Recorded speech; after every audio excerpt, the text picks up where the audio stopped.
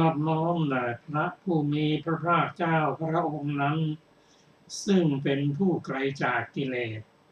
ตรัสรู้ชอบได้โดยพระองค์เองสวัสดีครับท่านผู้ฟังที่เคารพครับท่านผู้ฟังกำลังรับฟังรายการศึกษาธรรมนำสุขมีเสนอแก่ท่านผู้ฟังทุกวันศุกร์ตั้งแต่เวลา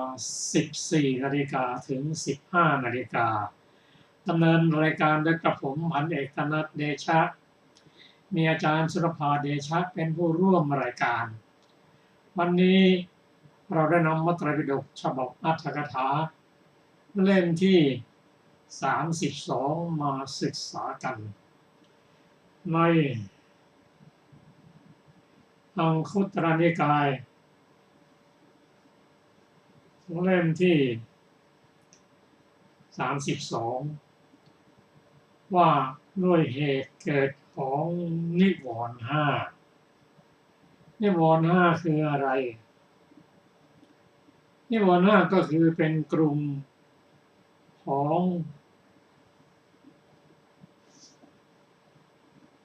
เจตสิกฝ่ายอกุศลอันประกอบด้วยกามฉันทะ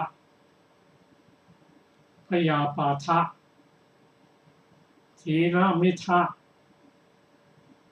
อุทธัจจะทุกุจจะและวิจิกิจฉาเจตสิกเหล่านี้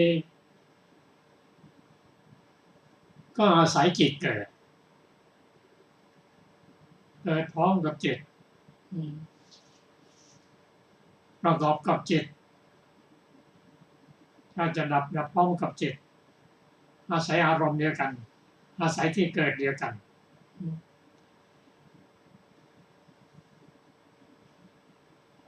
พอเจตสิกเหล่านี้ถ้าจะดับก็ดับพร้อมกับจิตคือจิตที่ประกอบด้วยปัญญาในอรหันตมรรคพูดง่ายๆว่าเกิดพร้อมขันธ์ห้านั่นแหละ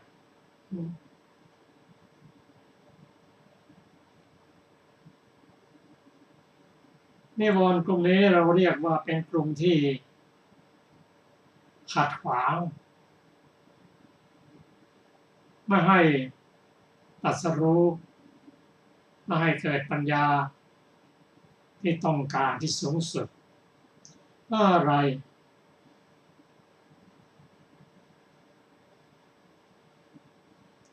เพราะว่าเป็น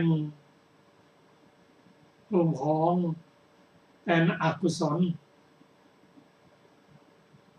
ไม่ใช่กุศลตราบใดที่ยังมีจิตยังประกอบด้วยอกุศลอยู่นั้น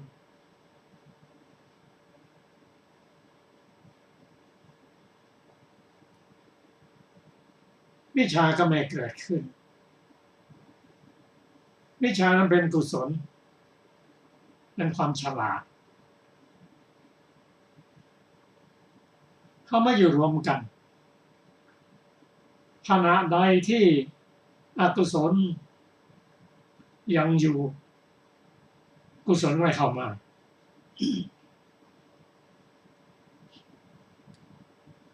ด้วยการประกอบของอกุศลดังกล่าวนั้นเริ่มตั้งแต่กามฉันทะนิวรณ์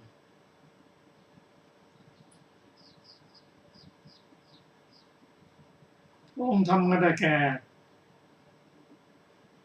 โลภะเจตสิกที่อยู่ในโลภะมูลจิต8เป็นโลภะเมื่อโลภะเกิดขึ้นโลภะนั้นเป็นกิเลสปัญญาก็ไม่เกิดขึ้น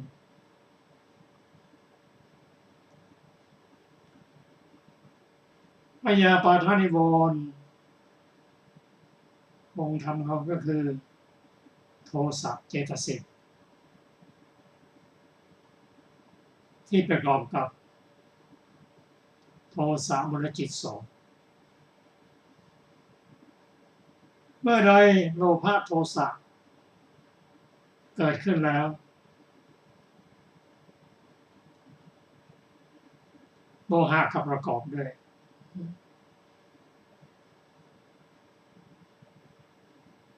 ทีนมิทะก็เป็นตัวกิเลสเป็นตัวที่ง่วงเหงาหานอนจิตไม่ควรประกอบกับจิตแล้วจิตไม่ควรเกี่ยวกับการงานเป็นตัวเกียจคร้าน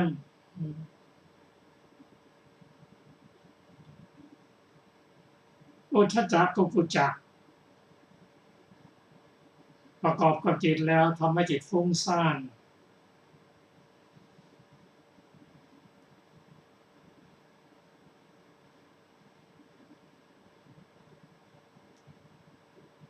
เป็นตัวกิเลสอย่างแรงเมื่อไรก็ตามเมื่อจิตฟุ้งซ่านแล้วจิตไม่เป็นหนึ่งกุศลก็เกิดขึ้นไม่ได้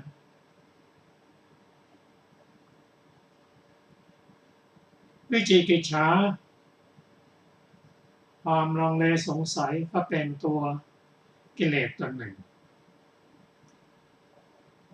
ประกอบกับจิตแล้วก็ทำให้เกิดความสงสัยในพระพุทธเจ้าในพระธรรมในพระสงฆ์สงสัยว่าพระธรรมที่พระองค์ตรัสนั้นปฏิบัติแล้วให้ผลจริงหรือเปล่าพ้นทุกข์จริงหรือเปล่าสงสัยใน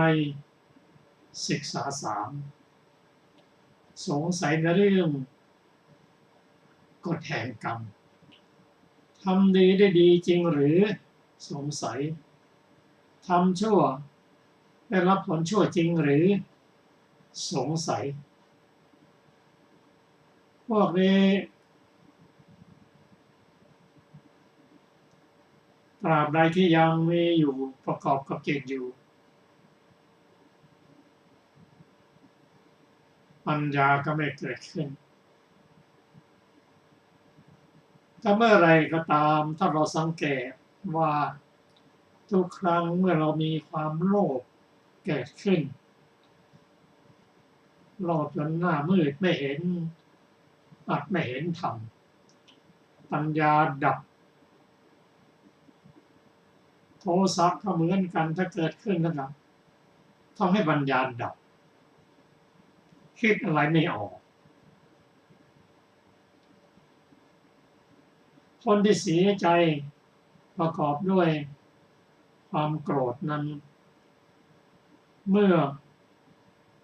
พรากจากสิ่งที่รักที่ชอบใจแล้วคิดอะไรไม่ออกต้องอาศัยคนที่คนข้างเคียงที่เขากำลังจิตใจที่ยังไม่ประกอบโทสะนั้นเป็นผู้แนะนำให้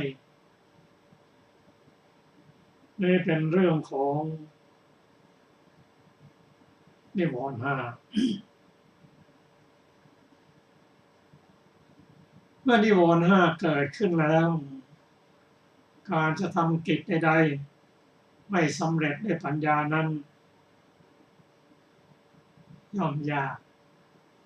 เราจะขจัดอย่างไรเพราะว่าถ้าไม่มีการขจัดแล้วการศึกษาปฏิบัติธรรมของพระผู้มีเจ้าซึ่งเป็นธรรมที่สุขุมลุ่มลึกจะเป็นไปไม่ได้ก็ต้องอาศัยสมาธิหรือฌานผู้ได้ฌานห้าอันประกอบด้วยวิตกวิจารปิติสุขเอกคตาและจะย่อนใกล้ฌานก็สามารถที่จะกดข่มนิวรณ์ได้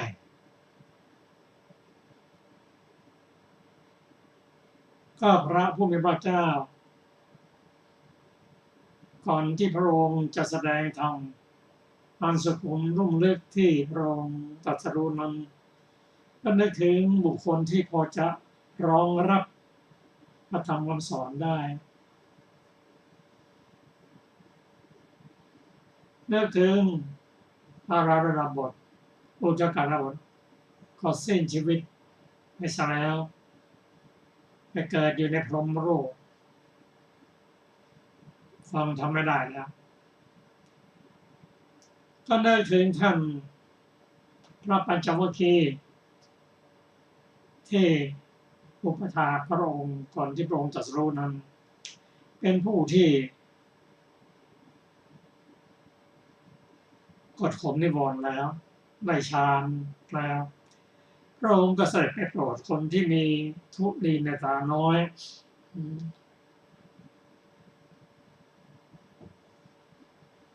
ผู้ที่จะรองรับพระธรรมคำสอนได้ก็พระปัญจวัคคีย์ก็เมื่อได้ฟังธรรมแล้วก็ตรัสรู้ได้เพราะผู้ที่จะได้ฌานได้สมาธินั้น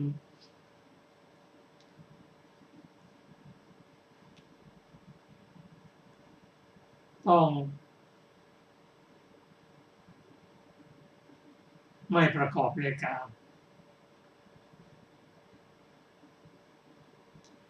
ในกามฉันทนิวรณ์กดข่มได้แล้วแต่ผู้ที่ได้ฌานนั้นเมื่อสามารถกดข่มนิวรณ์ได้แล้วก็ทำให้เกิดปัญญาอยู่ในระดับหนึ่งกดข่มเฉยๆแต่เป็นปัญญาในระดับที่เป็นโลกิยปัญญายังเป็นปุถุชนอยู่น่าจะเป็นมนุษย์ที่ได้ฌานก็สามารถได้ปัญญาในระดับโลกิยะจะเป็นรูปประพรหมรูปประพรหมก็ตามซึ่งเรื่องนี้พระองค์ทดลองมาหมด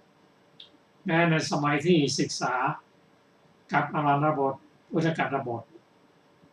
เนวสัญญานาสัญญายตนะฌานพระองค์ก็ได้แล้วเป็นความสุขที่ได้จากทางโลกิยะเป็นปุถุชนไม่พ้นจากทุกข์เราจึงหันมาปฏิบัติเพื่อจะทำลายกลุ่มอกุศลเจตสิกเหล่านี้ด้วยปัญญาไม่มี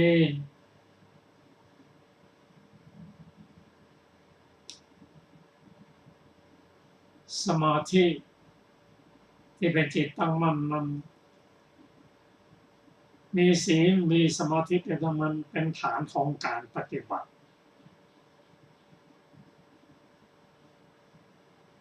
ต้องเจริญวิปัสสนาคือเห็นสภาพ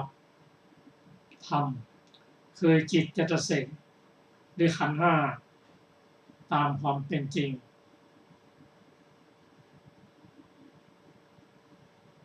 เห็นความเสื่อมความเห็นความเป็นอนิจจังทุกขังอนัตตาซึ่งเป็นหลักอันมาจาก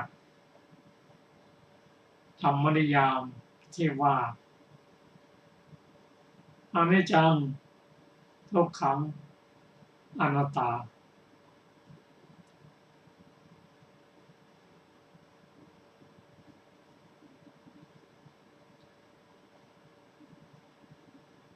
พูดถึงนิวรณ์ห้าที่ประกอบด้วยกามฉันทะพยาปาทะ ทีนมิทะอุทจักตุจักและวิจิกิจฉานั้นพิจารณาด้วยปัญญาอันมีศีลและสมาธิรองรับแล้ว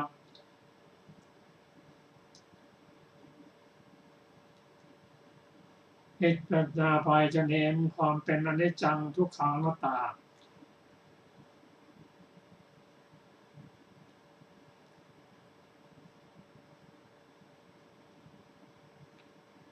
เห็นความไม่เที่ยง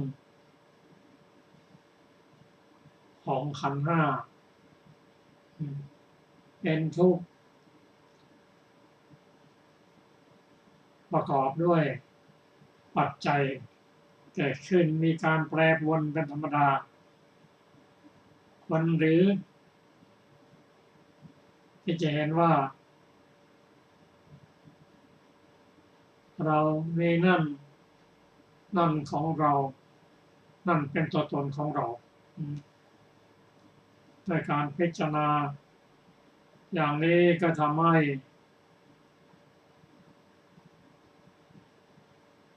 สังโยชน์10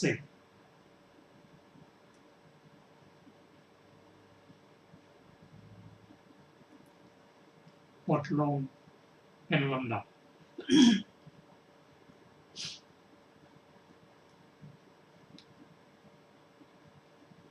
นิวรณ์ห้านั้น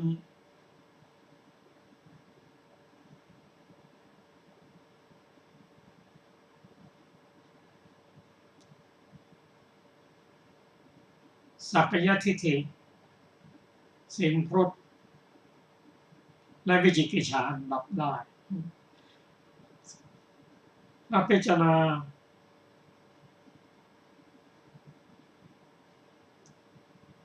จากนิวรณ์ต่างๆนั้นโดยเฉพาะพระสูตรนี้พระองค์แสดงถึง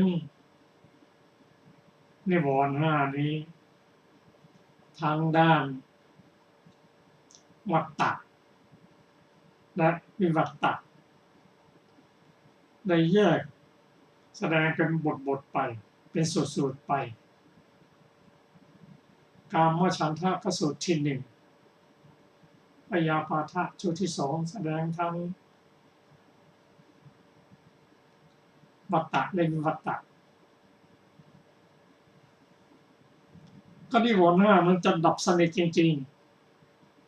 ๆด้วยปัญญาในอาหันตมรรค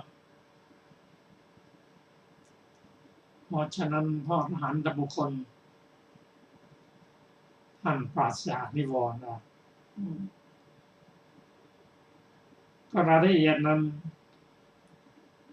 เราจะได้ศึกษาร่วมกันตามลำดับก็ขอเชิญอาจารย์สุรภาครับค่ะสวัสดีค่ะท่านผู้ฟังทุกท่านวันนี้เราจะมาเริ่มอรรถกถาของสูตรที่2นะคะในสูตรที่2มีวินิจฉัยดังต่อไปนี้ บทว่าพยาปาโทได้แก่ความวิบัติความละปกติแห่งจิตเหมือนความวิบัติแห่งอาหารคืออาหารบูดบทว่าพยาปาโทนี้เป็นชื่อแห่งพยาปาทนิวรณ์ที่กล่าวไว้พิสดารแล้วอย่างนี้ว่าในนิวรณ์เหล่านั้นพยาปาทนิวรณ์เป็นไฉนคือความอาฆาตเกิดขึ้นว่าผู้นี้ได้ทำความฉิบหายแก่เราบทว่าปฏิฆะนิมิตตังได้แก่นิมิตที่ไม่น่าปรารถนาคำว่าปฏิฆะนิมิตตังนี้เป็นชื่อของปฏิฆะจิตความแค้นเคืองก็มีเป็นชื่อของอารมณ์ที่ทำให้แค้นเคืองก็มีสมจริงดังคำที่พระอัฏฐกาจารย์กล่าวไว้ในอรรถกถาว่าแม้ปฏิฆะจิตก็ชื่อว่าปฏิฆะนิมิตแม้ธรรมที่เป็นอารมณ์ของปฏิฆะจิตก็ชื่อว่าปฏิฆะนิมิตคำที่เหลือในที่นี้พึงทราบโดยนัยยะที่กล่าวในกามฉันท์นั่นแหละในปฏิฆานิวรณ์นี้ฉันใดแม้ในนิวรณ์อื่นจากนี้ก็ฉันนั้นก็ในสูตรนั้นข้าพเจ้าจักกล่าวเพียงข้อแปลกกันเท่านั้นแหละ จบอรรถกถาสูตรที่สองต่อไปเป็นอรรถกถาสูตรที่สาม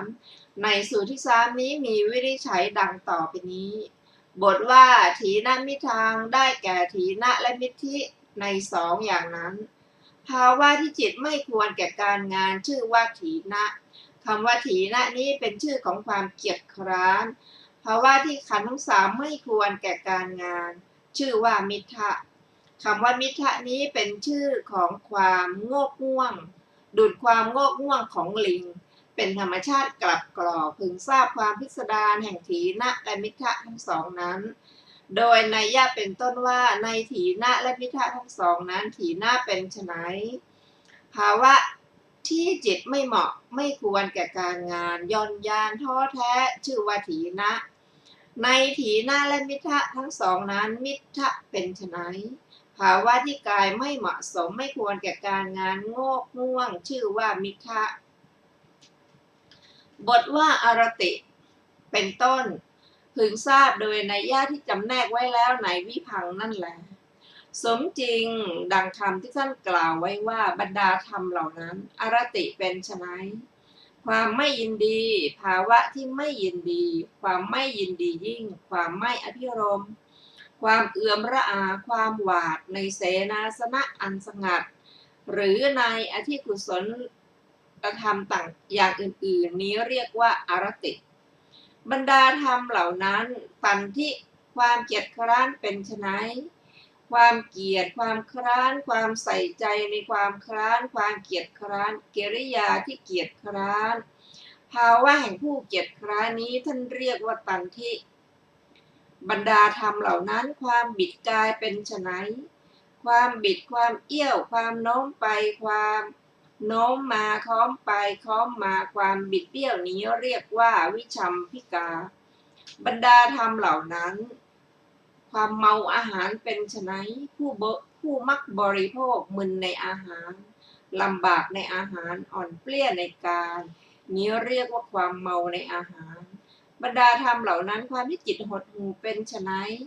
ภาวะที่จิตไม่เหมาะไม่ควรแก่การงานความย่อหย่อนความย่นย่อความท้อแท้ความท้อถอย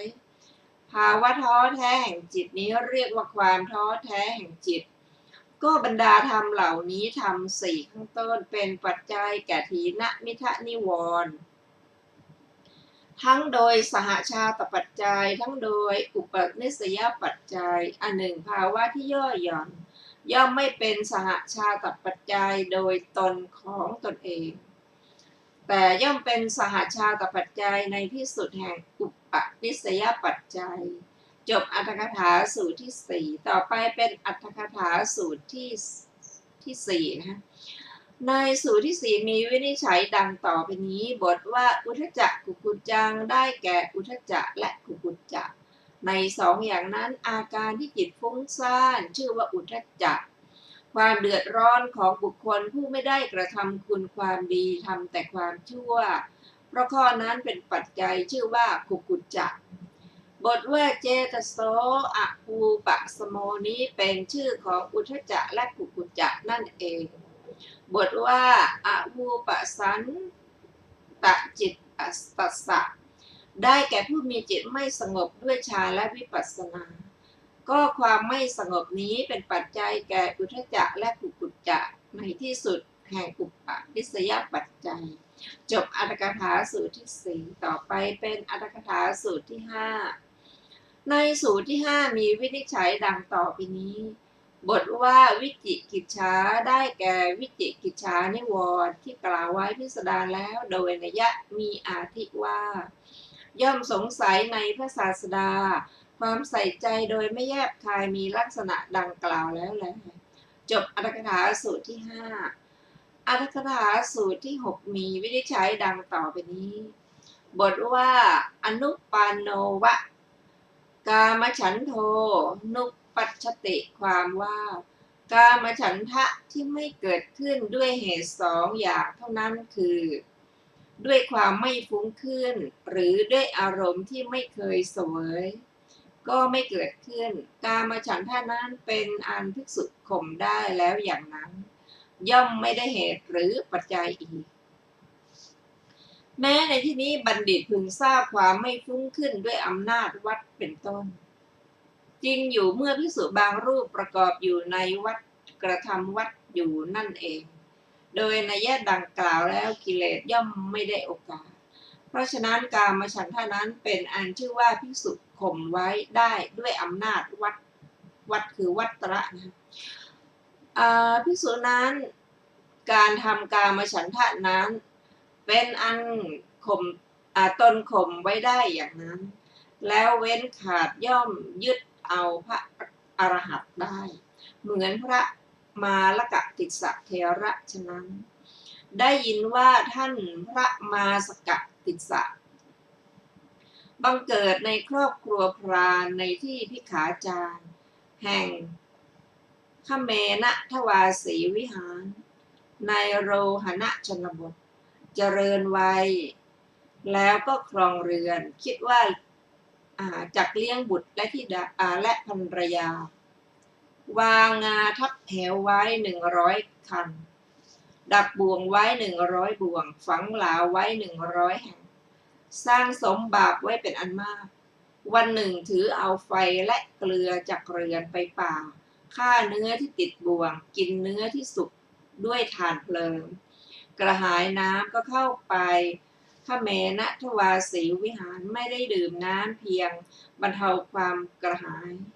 ในหม้อน้ำประมาณ10 หม้อในโรงน้ำดื่มเริ่มยกโทษว่าอะไรกันนี่ในที่อยู่ภิกษุมีประมาณเท่านี้ไม่มีน้ำดื่มเพียงบรรเทาความกระหายสำหรับผู้มาเพื่อหวังจะดื่มพระจุลปินทปาติกะติสะเถระฟังถ้อยคำของเขาแล้วจึงไปหาเขาเห็นหม้อน้ำดื่มประมาณ10 หม้อเต็มน้ำในโรงดื่มคิดว่าสัตว์นี้ชักรอยจากเป็นชีวมานักเปรตจึงกล่าวว่าอุบาสกถ้าท่านกระหายน้ำก็จงดื่มเถิดดังนี้แล้วยกหม้อขึ้นรดลงที่มือของเขาเพราะอาศัยกรรมของเขาน้ำดื่มที่ดื่มแล้วก็ระเหยไปเหมือนใส่ลงในกระเบื้องร้อนเมื่อเขาดื่มน้ำในหม้อทั้งหมดความกระหายก็ไม่หายขาดลำดับนั้นพระเถระจึงกล่าวกับเขาว่าก่อนอุบาสกก็ท่านทำกรรมหยาบช้าเพียงไรไว้ท่านจึงเกิดเป็นเปรตในปัจจุบันทีเดียววิบากจักเป็นเช่นไรเขาได้ฟังคำของพระเถระแล้วได้เกิดความสังเวชไหว้พระเถระแล้วรื้อเรื่องประหารมีฟ้าทับเหวเป็นต้นเหล่านั้นเสียรีบไปเรือนตรวจดูบุตรและภรรยาแล้วทำลายหอกทิ้งประทีปเนื้อและนกไว้ในป่ากลับไปหาพระเถระขอบรรพชาพระเถระกล่าวว่าผู้มีอายุบรรพชาเป็นกิจที่ทำได้ยากท่านจะบวชได้อย่างไรเขากล่าวว่าท่านผู้เจริญกระผมเห็นเหตุแจ้งประจักษ์อย่างนี้จะไม่บวชได้อย่างไรพระเถระให้ตัจจะปัญจกรรมฐานแล้วให้เขาบวชท่านเริ่มวัดหลักปฏิบัติยินดีเรียนเอาพุทธพจน์วันหนึ่งได้ฟังฐานะนี้ในเทวทูตสูตรว่าภิกษุทั้งหลายพวกนายนิรยบาลย่อมใส่สัตว์ตัวผู้เสวยกองทุกข์มีประมาณเท่านี้เข้าในมหานรกอีกจึงกล่าวว่านายนิรบาลใส่สัตว์ผู้เสวยกองทุกข์มีประมาณเท่านี้แล้วลงในมหานรกอีกโอ้มหานรกหนักนักขอรับพระเถระตอบว่าผู้มีอายุหนักท่านถามว่าผมอาจจะมองเห็นไหมขอรับพระเถระกล่าวว่าท่านไม่อาจมองเห็นแต่เราจักแสดงเหตุอย่างหนึ่งเพื่อจะกระทำให้เหมือนกับที่มองเห็นแล้วกล่าวว่าเธอจงชักชวนพวกสามเณรทำกองไม้สดบนหลังแผ่นหินสิท่านได้กระทำเหมือนอย่างนั้นพระเถระนั่งอยู่ตามเดิมสำแดงฤทธิ์นำสะเก็ดไฟประมาณเท่าหิ่งห้อยจากมหานรกใส่ลงไปที่กองฟืนของพระเถระนั้นผู้กำลังดูอยู่นั่นแลการที่สะเก็ดไฟนรกตกลงไปในกองฟืนนั้นและการที่กองฟืนไหม้เป็นเท่าปรากฏ ไม่ก่อนไม่หลังกันเลย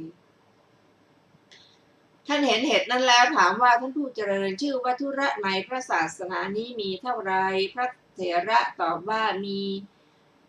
ผู้มีอายุมีสองคือวาสธุระหรือวิปัสสนาธุระและคันธธุระ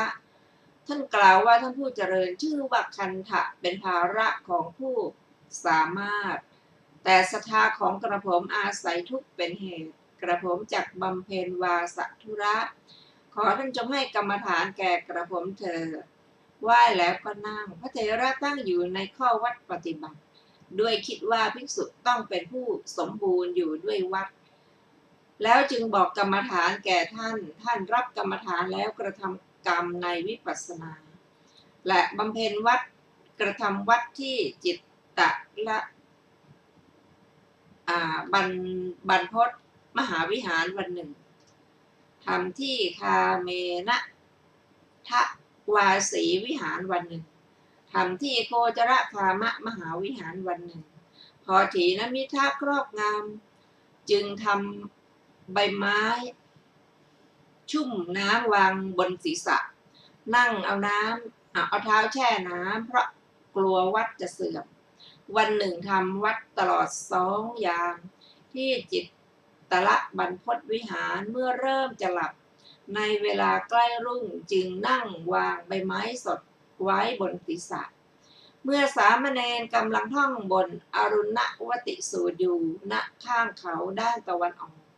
ได้ยินฐานะนี้ว่าจงภาคเพียรพยายามบากบั่นในพระพุทธศาสนา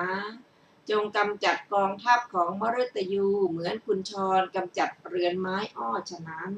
ผู้ใดประมาทในพระธรรมวินัยนี้จักละชาติสงสารทำที่สุดแห่งทุกข์ได้จึงเกิดปีติขึ้นว่าคำนี้จักเป็นคำที่พระสัมมาสัมพุทธเจ้าตรัสโปรดภิกษุผู้ปรารภความเพียรเช่นกับเราดังนี้แล้วทำงานให้บังเกิดกระทำฌานนั่นแลให้เป็นบาปแล้วดำรงอยู่ในอนาคามิผลพยายามสืบไปก็บรรลุพระอรหันต์พร้อมด้วยปฏิสัมภิทาแม้ในเวลาปรินิพพานเมื่อแสดงเหตุนั้นนั่นแหละจึงกล่าวคาถาอย่างนี้ว่าเราเอาศีรษะเทินฟ่อนใบไม้สดเดินจงกรมเราเป็นผู้ถึงฐานที่3คืออนาคามิผลเราไม่มีความสงสัยในเรื่องนี้กิเลสที่ข่มไว้ด้วยอำนาจแห่งวัฏฏะของภิกษุเห็นปานนี้ชื่อว่าย่อมเป็นอันข่มไว้อย่างนั้นเทียว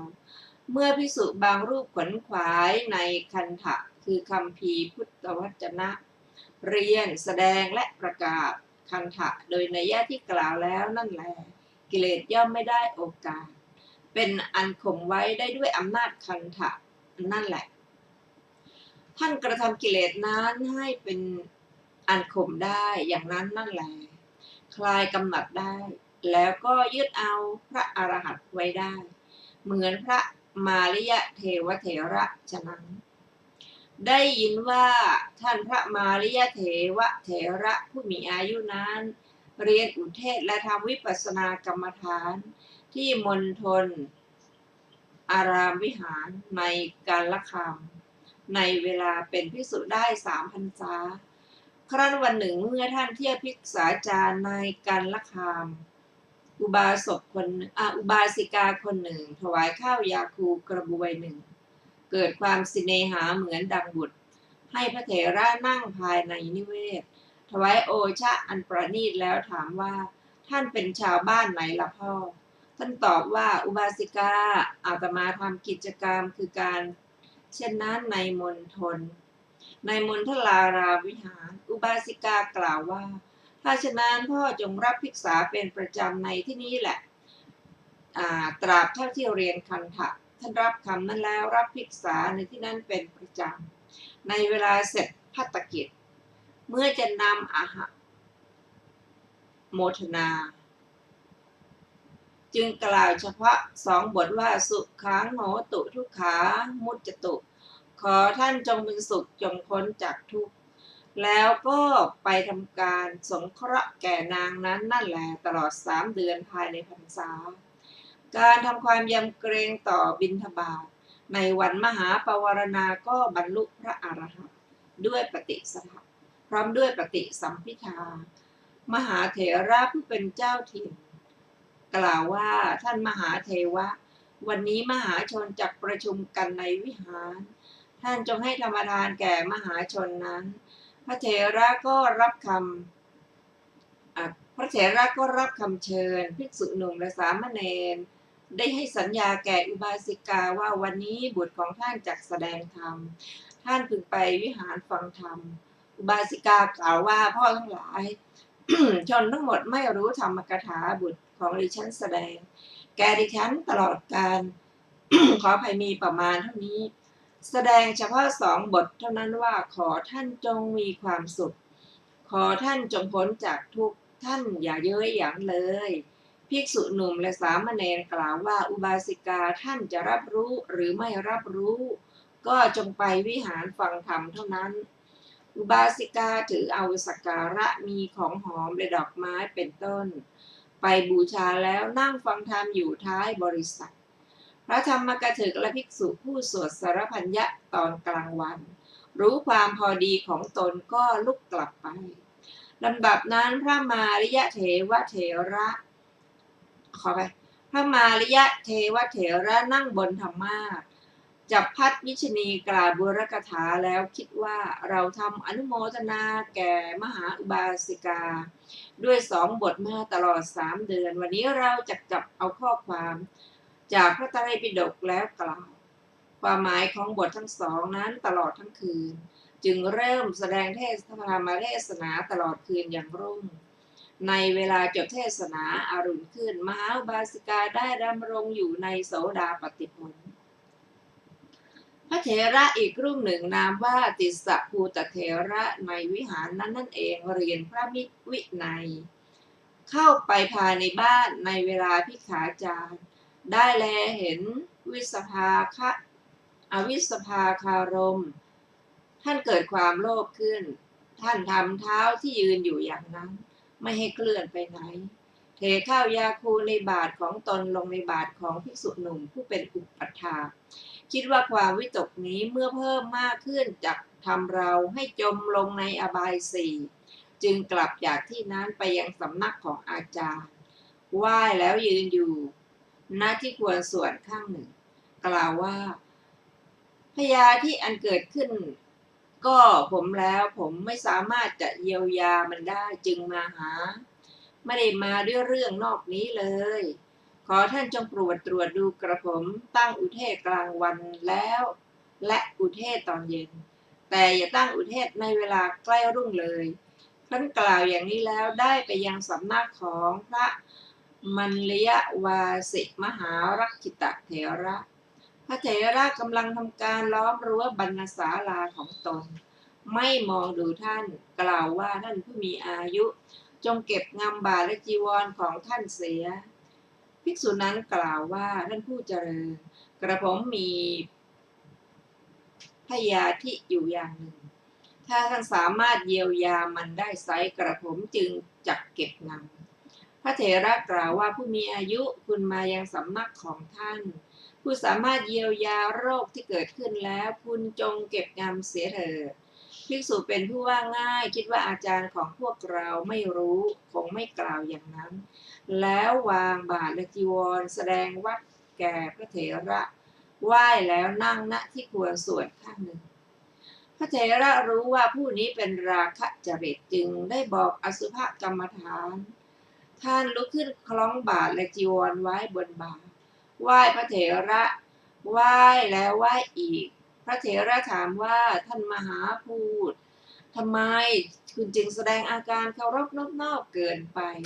ท่านกล่าวว่าท่านผู้เจริญถ้ากระผมจักทำกิจของตนได้ไซข้อนั้นเป็นการดีถ้าไม่ได้เช่นนั้นการเห็นครั้งนี้จะเป็นการเห็นครั้งสุดท้ายของผมพระเถระกล่าวว่าท่านมหาพูดไปเถิดฌานก็ดีวิปัสสนาก็ดีมากก็ดีผลก็ดีกุลบุตรผู้ประกอบความเพียรเช่นนั้นได้ไม่ยากหรอก ภิกษุนั้นฟังถ้อยคำของพระเถระแสดงอาการนอบน้อมแล้วไปสู่โคนกอต้นมะลื่นอันร่มที่ตนกำหนดหมายตาไว้ในตอนมานั่งคัดสมาธิทำอสุภกรรมฐานให้เป็นบาตรเริ่มตั้งแต่วิปัสสนาดำรงอยู่ในพระอรหันต์ทันแสดงปาติโมกข์ในเวลาใกล้รุ่งภิกษุเห็นปานี้ข่มกิเลสได้ด้วยอำนาจคันธะเป็นอันชื่อว่าข่มได้ด้วยประการนั้นเหมือนกัน ก็เมื่อภิกษุบางรูปบริหารธุดงค์โดยนัยยะดังกล่าวแล้วนั่นแหละกิเลสย่อมไม่ได้โอกาสกิเลสนั้นเป็นอันท่านข่มได้ด้วยอำนาจธุดงค์ท่านทำกิเลสนั้นให้เป็นอันข่มได้แล้วนั่นแหละคลายกำหนัดได้แล้วยึดพระอรหันต์ไว้ได้เหมือนท่านมหาศิวเถระผู้อยู่ที่เงื้อมเขาใกล้บ้านได้ยินว่าพระมหาศิวเถระอยู่ในติสสะมหาวิหารใกล้มหาคามสอนพระไตรปิฎกกับภิกษุคณะใหญ่18คณะทั้งโดยอัฏฐะทั้งโดยบาลีภิกษุ60,000 รูปตั้งอยู่ในโอวาทของพระเถระบรรลุพระอรหันต์แล้วบรรดาภิกษุเหล่านั้นภิกษุรูปหนึ่งปรารภธรรมที่ตนได้แทงตลอดแล้วเกิดโสมนัสขึ้นคิดว่าความสุขนี้มีแก่อาจารย์ของเราบ้างไหมหนอภิกษุนั้นเมื่อคำนึงอยู่ก็รู้ว่าพระเถระยังเป็นปุถุชนคิดว่าเราจะให้ความสังเวชเกิดขึ้นแก่พระเถระด้วยอุบายนี้จึงจากที่อยู่ของตนไปยังสำนักของพระเถระไหว้แสดงวัดแล้วนั่งลำดับนั้นพระเถระกล่าวกับภิกษุนั้นว่าท่านเป็นทปาติกะมาทำไมภิกษุนั้นกล่าวว่าท่านขอรับกระผมมาด้วยหวังว่าถ้าท่านจักกระทำโอกาสแก่กระผมก็จะเรียนธรรมบทหนึ่งพระเถระกล่าวว่าผู้มีอายุภิกษุเป็นอันมากเรียนกันท่านจักไม่มีโอกาสดอก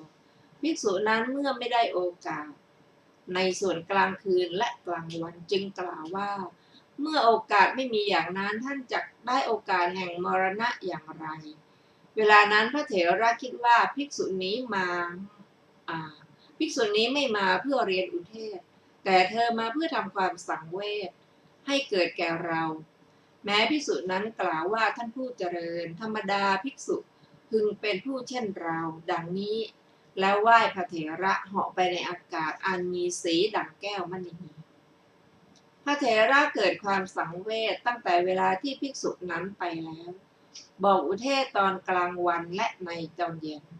วางบาตรและจีวรไว้ใกล้หัตถบาตรในเวลาใกล้รุ่งจึงเรียนอุเทศถือบาตรและจีวร ลงไปกับภิกษุผู้กำลังลงไปอยู่อธิษฐานธุดงคคุณ13ให้บริบูรณ์แล้วไปยังเสนาสนะที่เงื้อมเขาใกล้บ้านปัดกวาดเงื้อมเขาแล้วให้ยกเตียงและต่างขึ้นผูกใจว่าเรายังไม่บรรลุพระอรหันต์จักไม่เหยียดหลังบนเตียงจึงลงสู่ที่จงกรมเมื่อท่านพยายามอยู่ด้วยหวังใจว่าเราจักบรรลุพระอรหันต์ในวันนี้เราจักบรรลุพระอรหันต์ในวันนี้วันปวารณาก็มาถึงเมื่อใกล้วันปวารณาท่านคิดว่าเราจักละความเป็นปุถุชนปวารณาเป็นวิสุทธิปวารณาก็ลำบากอย่างยิ่งเมื่อท่านไม่สามารถจะทำมรรคหรือผลให้เกิดในวันปวารณานั้นได้จึงกล่าวว่าผู้ปรารภวิปัสสนาแม้เช่นเราก็ยังไม่ได้พระอรหันต์นี้ช่างเป็นคุณอันได้ยากจริงหนอจึงเป็นผู้มากไปด้วยการยืนและการเดินโดยทำนองนี้แลกระทำสมณธรรมตลอด30 ปีเห็นพระจันทร์เพ็ญลอยเด่นอยู่ท่ามกลางดิถีวันมหาปวารณาคิดว่าดวงจันทร์บริสุทธิ์หรือศีลของเราบริสุทธิ์รำพึงว่าในดวงจันทร์ยังปรากฏมีลักษณะเป็นรูปกระต่ายแต่รอยดำหรือจุดด่างในศีลของเราตั้งแต่เราอุปสมบทจนถึงทุกวันนี้ไม่มีเกิดโสมนัสข่มปีติเพราะมีญาณแก่กล้าบรรลุพระอรหันต์พร้อมด้วยปฏิสัมภิทา ภิกษุเห็นป่านี้ข่มกิเลสได้ด้วยอำนาจธุดงค์เป็นอันชื่อว่าข่มกิเลสได้แล้ว โดยประการนั้นนั่นแหละพระภิกษุบางรูปมากไปด้วยการเข้าปฐมฌานเป็นต้น โดยนี้อย่างกล่าวแล้วนั่นแหละกิเลสย่อมไม่ได้โอกาสเป็นอันข่มได้ด้วยอำนาจสมาบัติท่านกระทำกิเลสให้เป็นอันข่มได้โดยประการนั้นนั่นแหละคลายกำหนัดได้แล้วย่อมยึดพระอรหันต์ไว้ได้เหมือนพระมหาติสสเถระฉะนั้น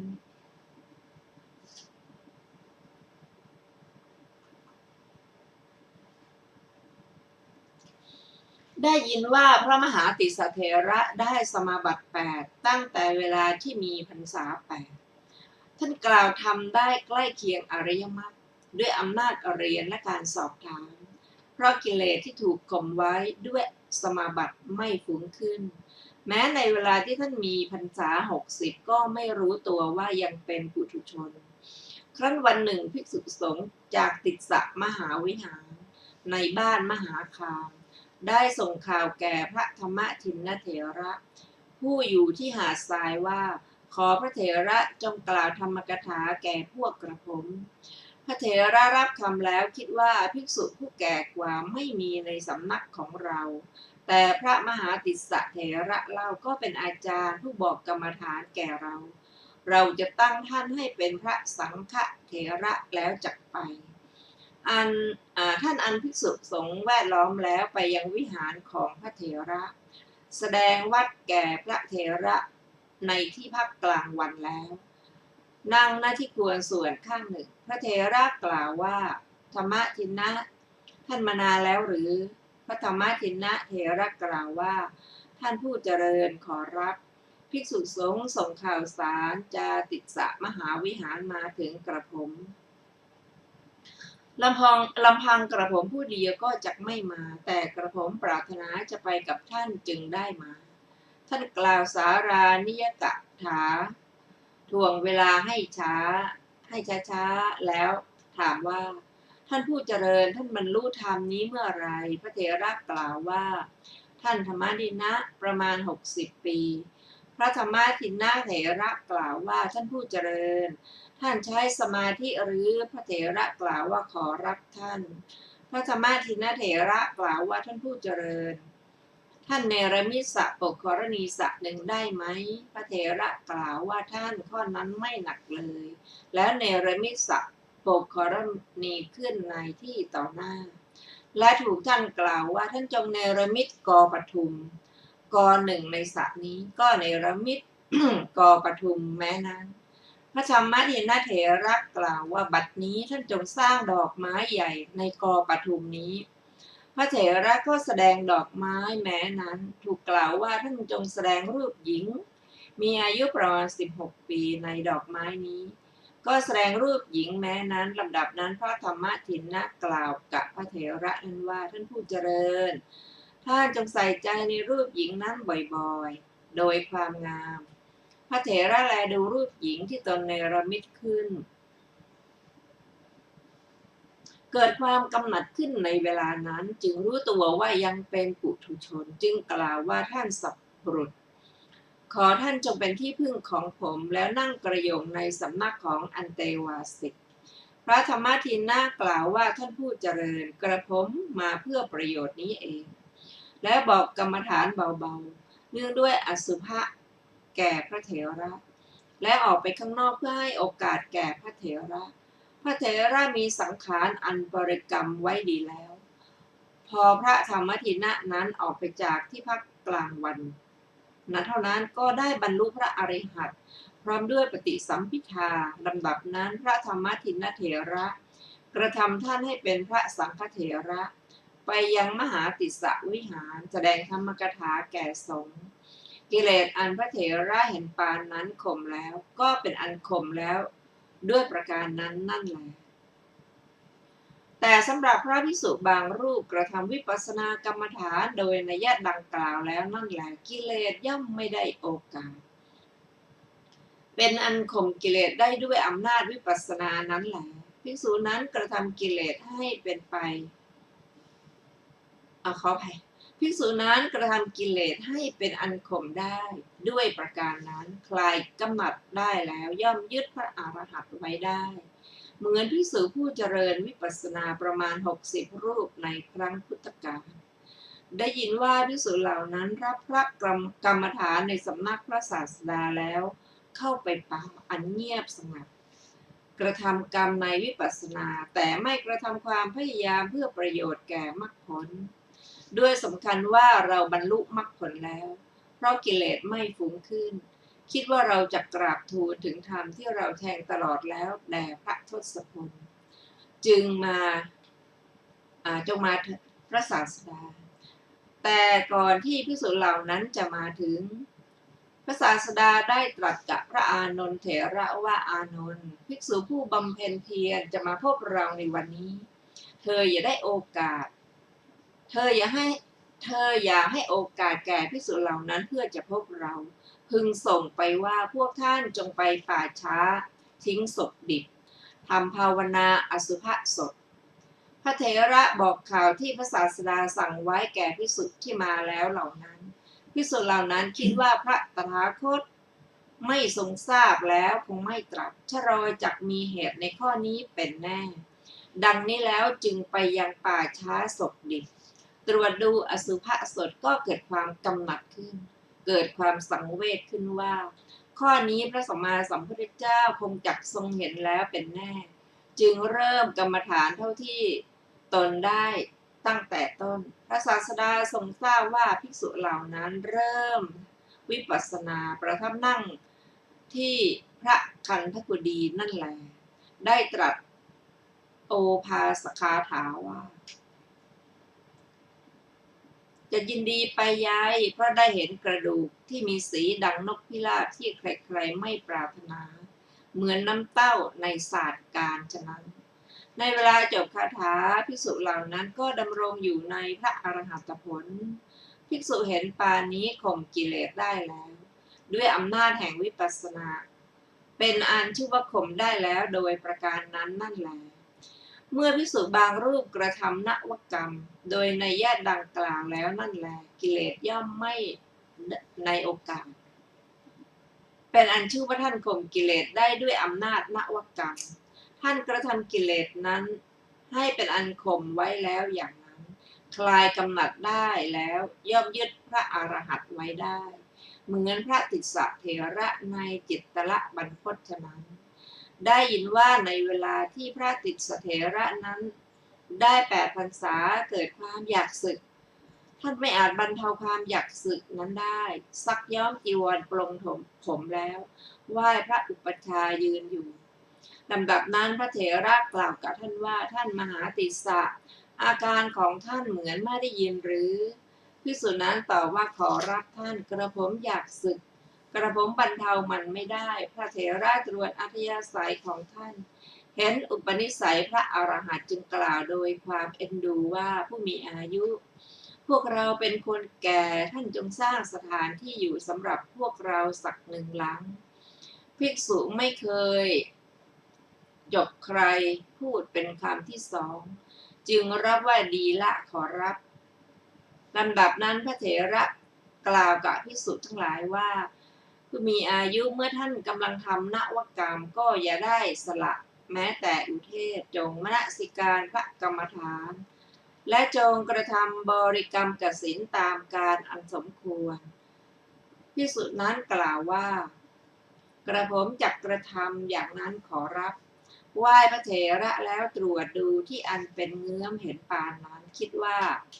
ตรงนี้ทำได้จึงนำฟืนมาเผาชำระที่ให้สะอาดแล้วก่ออิฐประกอบประตูและหน้าต่างทำที่เร้นเสร็จพร้อมทั้งก่ออิฐบนพื้นที่จงกรมเป็นต้นแล้วตั้งเตียงและตั้งไว้แล้วไปยังสำนักพระเถระไหว้แล้วกล่าวว่าท่านขอรับที่เร้นเสร็จแล้วโปรดจงดูอยู่เถิดพระเถระกล่าวว่าผู้มีอายุท่านทำงานนี้ได้โดยยากวันนี้ท่านอยู่ในที่นี้เสียวันหนึ่งภิกษุนั้นกล่าวว่าดีละขอรับล้างเท้าแล้วเข้าไปยังที่เร้นนั่งสมาธิรำลึกถึงกรรมที่คนตนท เมื่อท่านคิดว่าการทำการขนขวายเป็นการย้อนเป็นที่ถูกใจ เรากระทำแก่พระอุปัชฌาย์แล้วปีติเกิดขึ้นในภายใน ท่านข่มปีตินั้นได้แล้วเจริญวิปัสสนา ก็บรรลุพระอรหันต์อันเป็นผลเลิศ ภิกษุเห็นปานนี้ข่มกิเลสได้ด้วยอำนาจนวกรรมอันเป็นอันชื่อว่าท่านข่มได้แล้วโดยประการนั้นเหมือนกันท่านฟังที่เคารพค่ะวันนี้รายการศึกษาธรรมนำสุขก็ได้หมดเวลาลงแล้ว ขอขอบพระคุณทุกท่านที่ได้ร่วมศึกษาด้วยกันเราจะมาศึกษาต่อกันใหม่ในวันพรุ่งนี้เวลา 15 นาฬิกาเป็นต้นไป ขอมีความสุขความเจริญในธรรมยิ่งขึ้นสวัสดีค่ะ